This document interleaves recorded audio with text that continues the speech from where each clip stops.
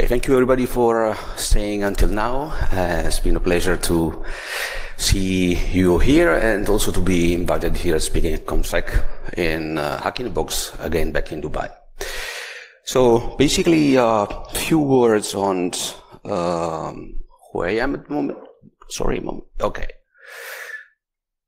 Well, I actually work as a privacy consultant and I mostly focus on TE, IoT, on devices, fault injection hardware, and this has been my research. Well, mobile security, exploitation access point, I broke a bit of white box cryptography, TEs and IoT, and last one was fault injection and privilege escalation on Linux. Okay, let's go to... Yeah, basically, regarding devices, often we actually buy a device and there is a brand attached to it. And we think that that's the vendor and that's the one that owns the device. Or you might even be thinking that you are the one owning the device just because you've bought it, actually. Unfortunately, that you see that the number of components that come from an iPhone X, well, it's often believed that Apple does everything from scratch. Well, it does everything from scratch with the help of different manufacturers. For example, the notable are the Broadcom chips, the baseband processor is from Qualcomm, and so on. Actually, what can be seen also from, I think that's something wrong. Okay. The Apple suppliers for 2018 are in total about 200. So if you get an iPhone X, you will get components from at least 200 different suppliers in one single phone. So basically, the main point is that this statement is actually wrong, because nobody actually really owns a device nowadays. There is no way that you can attach the responsibility of all the vulnerabilities on a device only to one single party. So this is already for understanding that a device is not only a device, it's just an ecosystem effort that gives you a product. So at first you have an IP. Let's say you have ARM. ARM does not even manufacture chips. They just sell the IP. And you have the hardware design and also the hardware security primitives which are established over there. Think about Trust Zone, for example, okay? But those are IPs. They do not exist until you make a SoC, a system on chip. And so at that point, the IPs become actually something embedded in silicon. So you will have the hardware security features. At this point, you will be establishing the basic of the Trust Zone hardware security feature. You know, the famous security bit, NS bit, and all these things are established at this level. Then at this point, you will have that the SoC manufacturer will also integrate low-level software and low-level third-party component. For example, this is the situation where your TE software, your TOS, will be probably integrated at this point, which might come from a different manufacturer as well. Okay, and then at this point you will go to the OEM and will go to the final products, but it will be the final PCB design. The PCB does not exist yet until you reach this stage at all. But you have already integrated in your design quite a number of different products from different manufacturers. And the point is that each component in the chain, not only each layer, but each component in the chain has its own threat model, when there is one, of course. There are use cases and also its own assumptions. So the problem is that at the boundaries of such component, there might be some assumption that may cause system-level vulnerabilities for the whole system. We're going to have a few examples of these assumptions. Excuse me, there is something. Okay. So basically, out of my experience, I had the luck of seeing a few classes of these assumptions, and I just want to share some with you in terms of actually classes. Okay. There is an assumption which I call an assumption of completeness. Let's put it this way. So basically, what's happening is that when we look at a component, either hardware or software, we assume that, well, it may be assumed, not necessarily we, but, or you, but it may be assumed that when you look at this component, that the information that you have regarding this component is sufficient for understanding its impact in the system. And this is a quite strong assumption. This means that you can evaluate components in isolation, either software or hardware, and you will know how they will going to behave in the system. Okay, let's have at least one example that might clear a bit the understanding here. Note that this assumption may apply both to design, so that when you integrate a component, but also during testing. So you assume that you can look at the subsystem in isolation and then being able to predict what is going to happen at the system level. Okay, let's do a brief software security assessment together. We take a string compare implementation. It's taken from an open source, usually BNG. It's the latest version, and the full source code is available. So basically, you have everything, right? Let's see if we can understand what we can do here. So, do you see any vulnerability here? I don't see any buffer. There are pointers to external data. I would say that if you think about only software attacks, such as the usual logical attacks, to my knowledge, this is not vulnerable. You will not be able to find a vulnerability which is related to the typical memory corruption or even logical. I mean, this should be safe. Okay, but then there is another point. Let's assume that these may tell you something as a, does tell something to anybody, this one? Do you see anything here now? Well, the problem is that there is an early termination, so as soon as you find a different character, you will just stop. So this means that this is prone to a timing attack, meaning that the string that you compare will not always be checked, but it will stop at the first wrong character. So you will know when the character is correct or not. And this means that if you were able to access a measurable channel, such as that you can access the timing, and be able to sample with sufficient precision, I'm not talking about scopes only, I'm talking about something which you will see in a moment. And if the quantity that you are comparing now is a relevant asset, like a password or a MAC, then this is bringing a vulnerability. So basically, depending on which highs you use in order to look at this code, it may be either vulnerable or not, or actually may bring a vulnerability in the system or not. Because what you're seeing here is that the precondition for making these dangerous are not in the code. They are in the system. So basically, the point is that we are now with the software components that if we consider only software logical attacks, well, the system is not vulnerable, there's no problem. But if the system has a different threat model that includes not only the software but also the timing attack, then this becomes vulnerable. The point is that you're looking at the code, you have no information where this is going to be used. What do you decide? What do you report? Because you're looking at the code in isolation. Okay. So the problem is that we might have, in some situation, a component, either software or hardware, which is judged secure according to a threat model. Then we have a system, again, that, that is designed in order to withstand both software and timing attacks by design, and that is regarded secure. Then you put them together, and then what happens is that from two secure components, you get a vulnerable system. Because you might be able to exploit the timing vulnerabilities that is brought by the string compare, basically, which has been judged secure only because a different threat model has been used. So basically, the component level information, so the code, what information you have in the code is not sufficient for establishing if you are introducing a vulnerability in the system or not. Because cannot be, this vulnerability specifically cannot be assessed only at the component level, because it depends on the final system threat model. If your threat model does not include timing attack, so that the final system doesn't care about those kind of attacks, then there is no vulnerability. But if the system can be attacked by using timing attack, then this immediately becomes a vulnerable path. The problem is that code review does not solve the problem. You can review that as much as you want, unless you have additional information on the final system and on the threat model, which is relevant.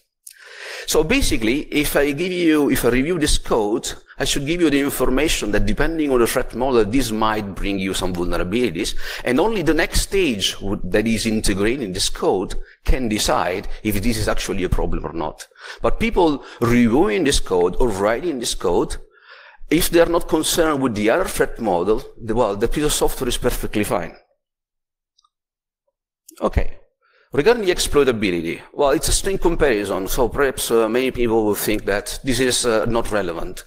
Well, it's for sure regarded impractical by research in the vast majority of cases. I mean, but the vast majority of cases which have been explored are actually remote server with fast CPUs, such as 3.3 gigahertz that are sitting on a LAN or a remote LAN. And that's actually impractical because in those cases, one single instruction is below 1 nanosecond. That's what we're talking about here. So the point is that how do remotely measure 1 nanosecond of difference for an instruction? Well, for a loop, you might be a bit more. You maybe have 10 or 20 nanoseconds. So this is actually impractical, but we are now in a world where 50% of the traffic is made by machine-to-machine traffic. We have IoT almost everywhere, which systems are much slower. So basically, you might have the typical Arduino might go from the 16 megahertz level of the Arduino Uno, or you might have an SPU32 going at, I think, 250 megahertz, if I remember correctly, 240. So this is much slower than 3 gigahertz, completely. So the point is that, in fact, one savvy paper writer said that the timing attack on regular string comparison have to be assumed feasible for any embedded system at the moment. That is still actually true. And the reason is that I should have been demonstrating this, but unfortunately I don't have the time. But if you take an Arduino Uno with 16 megahertz and 100 megabit, and you have a pin of 8 digits. 8 digits is about basically 10 digits to the power 8, so it was a 100 millions combination if you want to actually brute force that. It goes down to 50 millions if you take into account the brute force approach, okay? But basically by measuring the time, you can actually see that I'm able to retrieve the pin in just 68,000 checks. Basically, I just explored the 0.07% of the brute force space, and I was able to retrieve the full pin. As I said, I am not able to do the demo here due to time constraints, but the demo will be available tomorrow at the Hack in the Box Armory, HIDB Armory, where I'll be able to demonstrate the impact of this kind of attacks. I will do with a framework which I'm researching and working with. So this is a basis for a new research on remote timing attacks on IoT devices. So the point is that, as you've seen, even the exploitability now really depends on where you put this code. Because if you put it on a full, a very fast remote server, well, there is no way you can exploit the string comparison. But if you use the same code on a different device, which is an IoT, then again, this becomes exploitable. So even the exploitability cannot be established by looking at code. So we are looking at the code that we are very good expert in software security, in hardware security. We have all the information available regarding the code, but we are not able to assess if it's vulnerable, if it brings a vulnerability in the system, or it brings exploitability to the system. So basically, I would say that the assumption that you look at components and that you know about the system is actually failing. Okay, how can we help this? Well, basically, when you actually receive and include a component, either a software or hardware component, you should always ask for a threat model. Someone has designed it with something in mind. We'll give an example in the next slide. And you should always ask. It's a simple question, but in my experience, I rarely do see that asked. The second thing which I don't see asked is that, well, you develop this component, either hardware or software, which are your security processes? Do you have SDLC? Do you do design reviews? Do you do source code audits? You do perform product penetration testing? You're buying the components, so these are legit questions to ask. Second kind of questions which I usually don't see asked. The third kind of questions is that, okay, this is more for final products. What are your in-field security processes? So how long does it take for you to release a fix in average? Do you have metrics? Well, we don't. Well, but I'm asking, you should. Then what is the security maintenance? How long are you giving the firmware update for? And firmware update does not mean router. It might mean the fingerprint sensors on this phone. This is what we're talking about here when we talk about components. So basically, and if there is a process behind which is serious, they should probably do the security evaluation. And you can ask the security evaluation report. Because the point is that when you're buying a component, you're also buying its risk. It's included. So if you're buying its risk, you should also get a security report, right? If you are security concerned. If you are not security concerned, then probably it's a problem of someone else. So a good example instead is in case of ARM Trust Zone, where in the documentation they specify that it's an hardware enforced, so hardware support, for logical separation. So it's not an hardware defense. It is an hardware support for separating logical domains, software.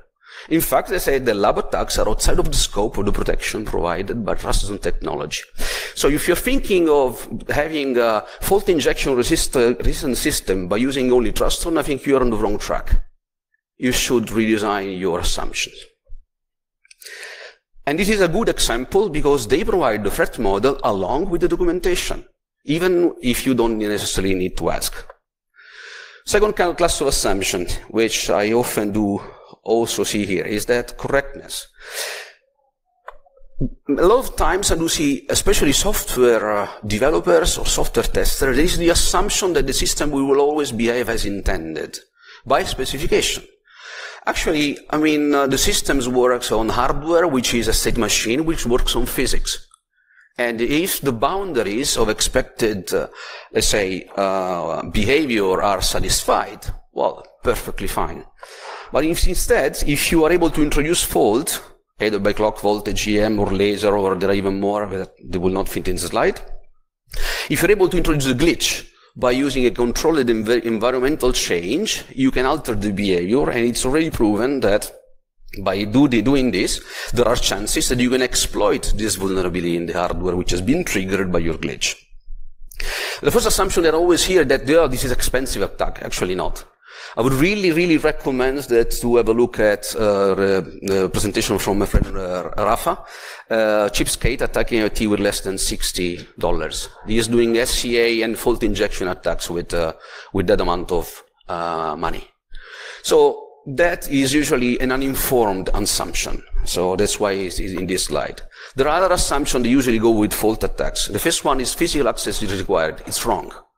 I mean, Rowhammer and Corkscrew are software activated or software initiated fault attacks. So you are able to trigger a fault in the hardware by using software. And if you're able to do that, then you can actually do it remotely. So no, there are classes of fault attacks which do not require physical access.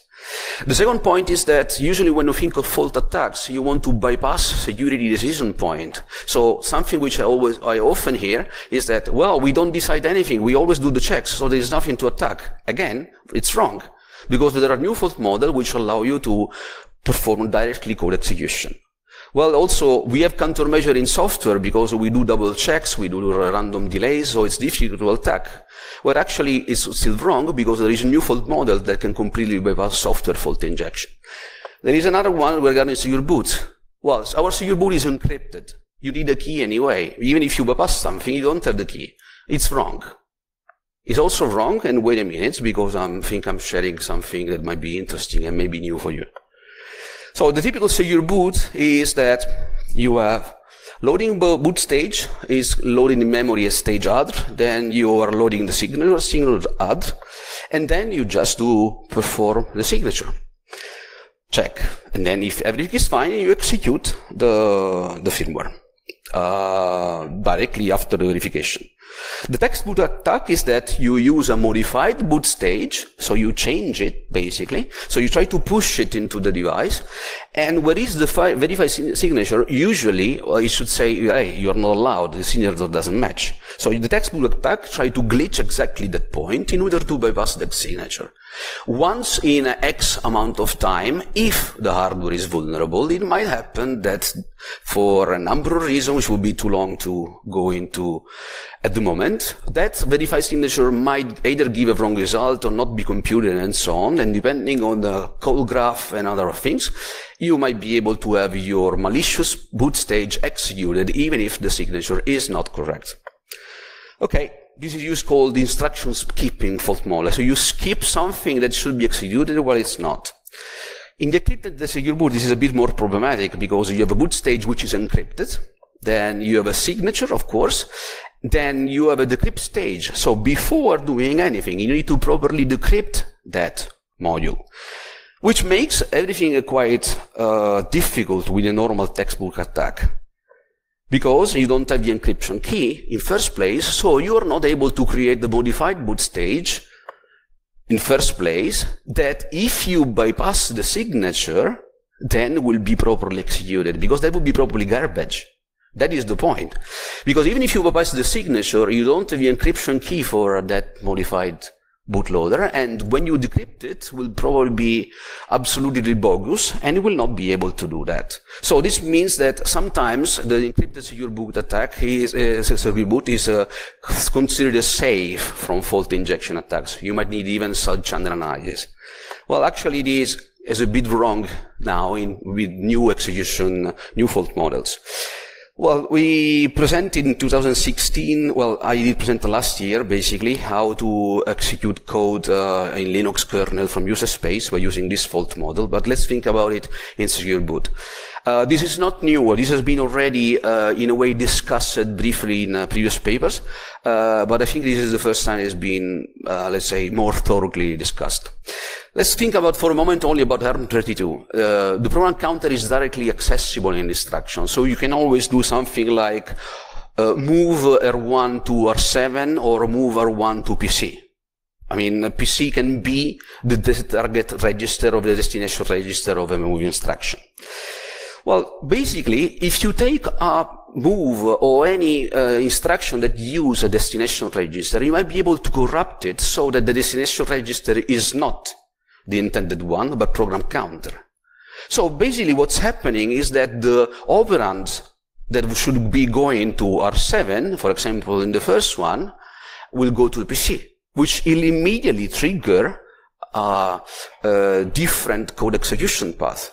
Let's look about the LDR. So you are reading something from memory in R1 and should go into R0.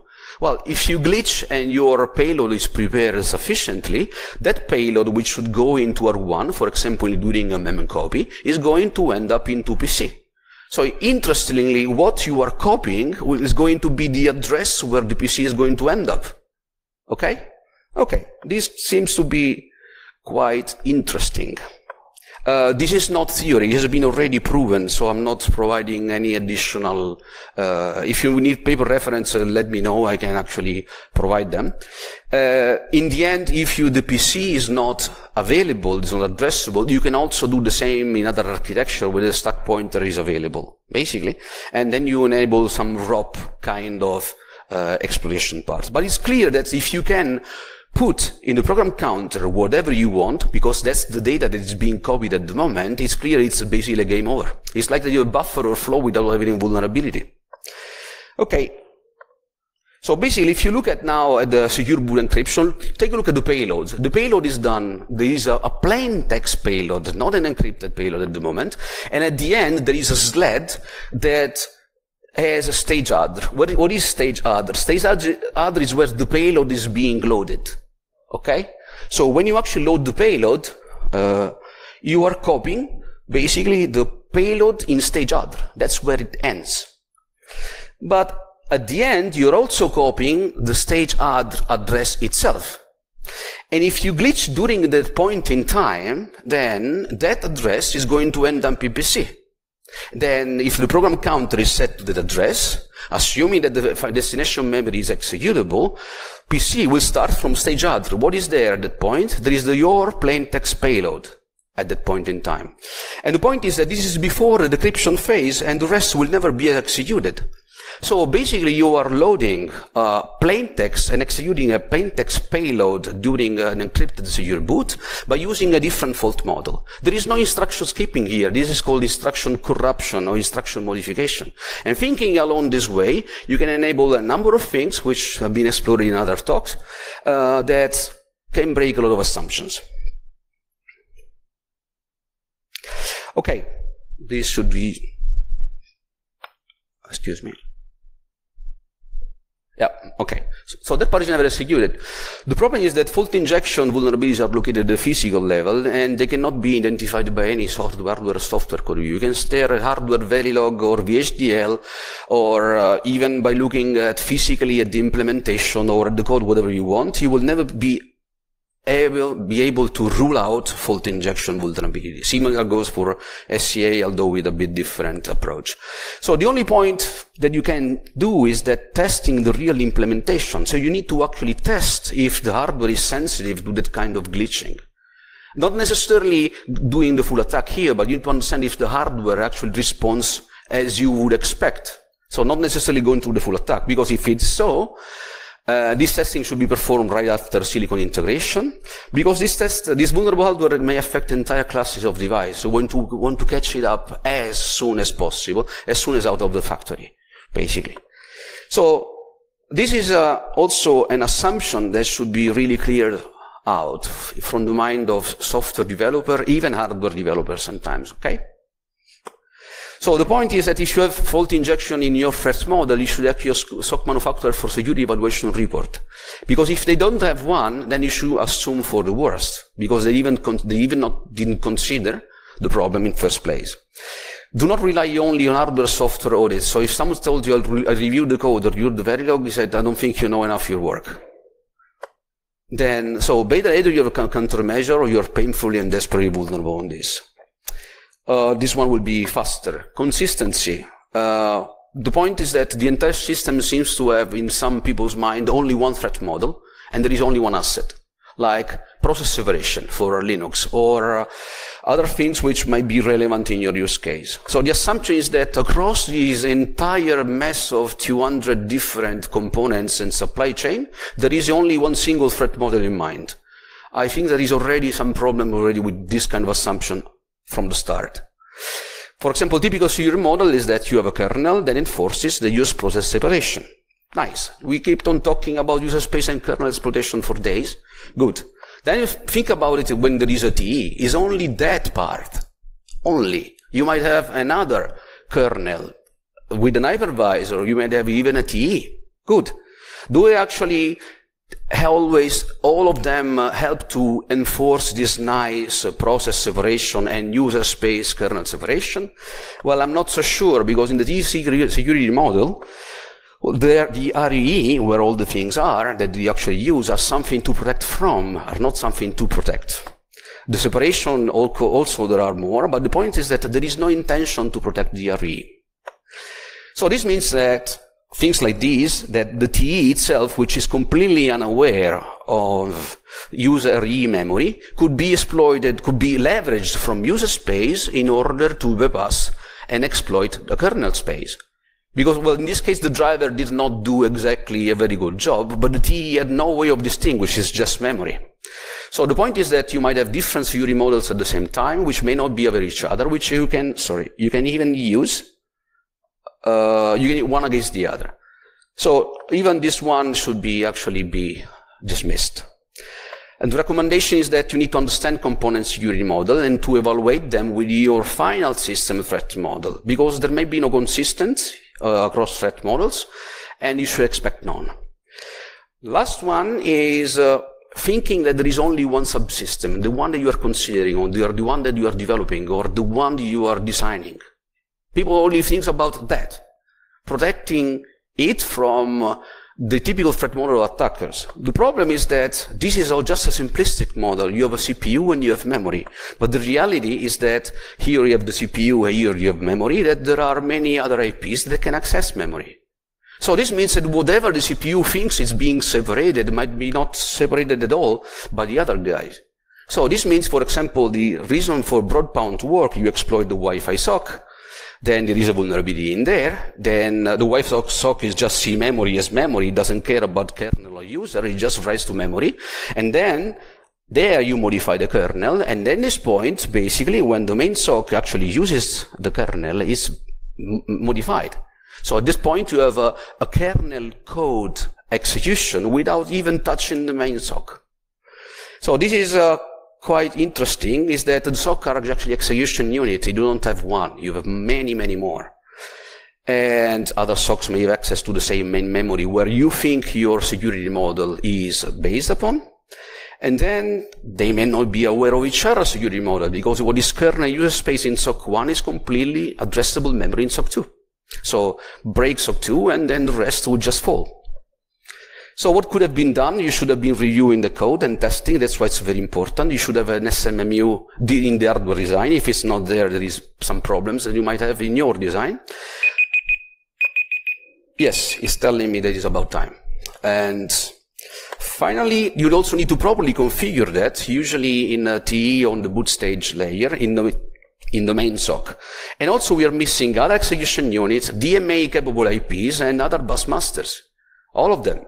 So this means that basically I've seen chipset where there were in excess of 100 DMA engine in my experience. So good luck with securing that. So also this one should be dismissed. I would say that this is a quote from a movie. I would like to change this like this. And conclusion, I'm actually there. A few reflections. System security. Threat models may greatly differ between components, and the security model of the system is completely different from the sum or the security of each component. So if you look at 100 components in isolation without thinking at system level, you might have big problems. When you're doing a security evaluation, you need the context. You need the system level information for understanding what is the impact, otherwise you will not be able to assess it. And code review cannot identify all the vulnerabilities. Your design, hardware and software must cooperate across the whole system. I would have more examples, but this is not the right moment.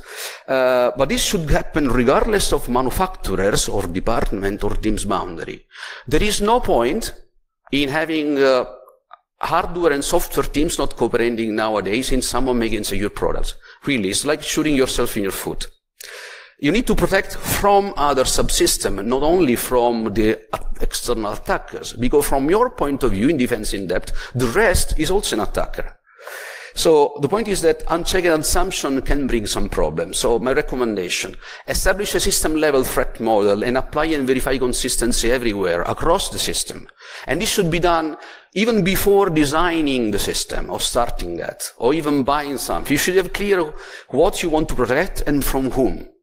That's and how in terms of what kind of attacks are applicable.